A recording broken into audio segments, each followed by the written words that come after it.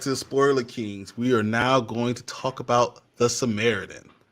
I thought that was wonderful. I think what we're going to do is I'm going to pull up a little synopsis of it, and then we're going to just talk about things we like, things we didn't like, and then we're going to give you guys just where you could go from here. So first thing, let me pull up the Samaritan, and I'm going to read you the little synopsis. All right. Samaritan is a 2022 American superhero film directed by Julius Avery and written by Bragi F. Schultz. Described as a dark new take on superhero movies, the story was previously adapted into a mythos comic graphic novel by Schultz, Mark Olivant, and Renzo Podesta. So that's basically just telling us it's a dark movie. It's some basically it's this. The Samaritan is there are two superhumans that are twins that were born. The Samaritan and Nemesis. Oh, okay. The Samaritan and Nemesis. They both lived in Granite City. Samaritan is the hero. Nemesis is the villain. Samaritan tries to save everybody. Nemesis believes that people don't deserve to be saved. That's kind of what we get from everybody. What happens is Samaritan's winning. Eventually, Nemesis creates a weapon to beat Samaritan. So Nemesis and Samaritan are pretty much equal until Nemesis creates this big giant hammer. That gives Nemesis now the edge on Samaritan. Nemesis then lures Samaritan into this fiery, building, and when in the fiery building, it's the last time either one of them are seen. And it's thought that both Nemesis and Samaritan died in the building. And we get to today, and you see this little boy who's in love with the Samaritan. He's a huge fan, and he believes he's found the Samaritan. It's this old guy.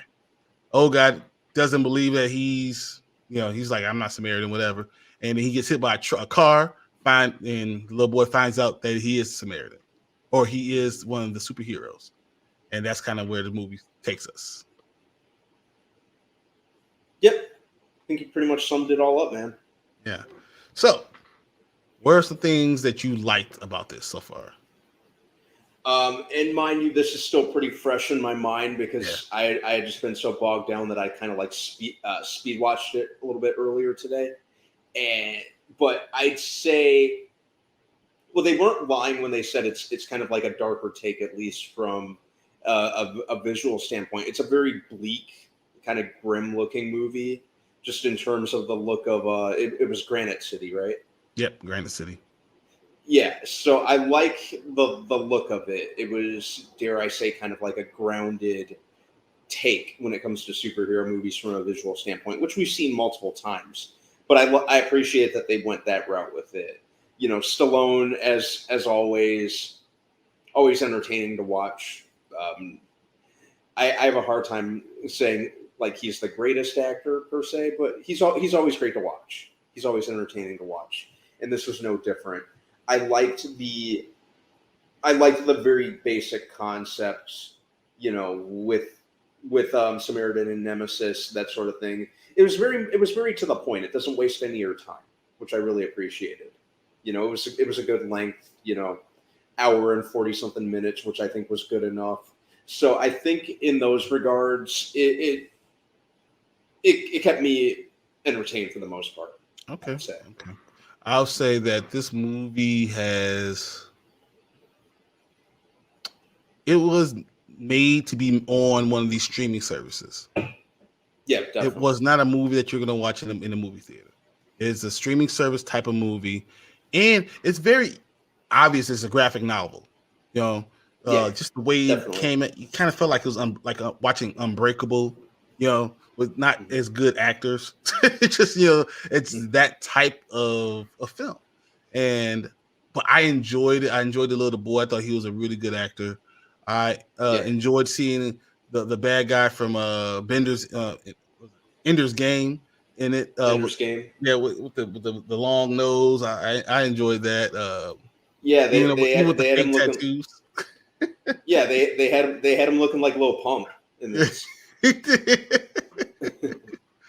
uh, and Stallone is they're very believable as a superhero.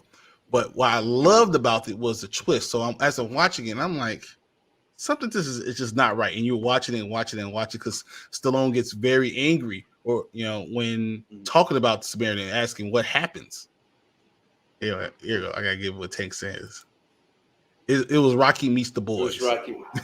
A lot of Rocky vibes in there, weren't there? A lot of Rocky vibes. Even at the kid training in shadow boxing on the roof. Exactly.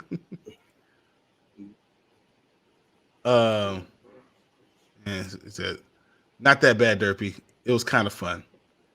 Not only was it fun, I started to realize because they kept calling the Samaritan. The little boy kept calling the Samaritan, and then the more you realize, you see how angry he was getting, how hurt he was, and you're like, why is he acting like this?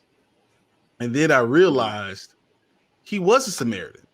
He was Nemesis, and he regretted Nemesis. what he was doing, and he regretted what he did to his brother. He killed the Samaritan, and he regretted it. He regretted what he did to his not just his brother, his equal. And I thought that was really smart. I thought it was fun. I thought it was, a good, fun thing to do and to watch.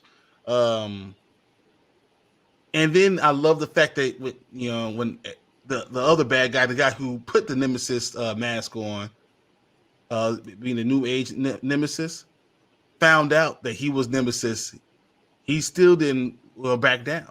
And I like even the ending of it. And then how he went and killed everybody and still made it through. Even though what I thought was going to happen, that he was going to overheat, because every time he overheated, he needed ice cream to cool down.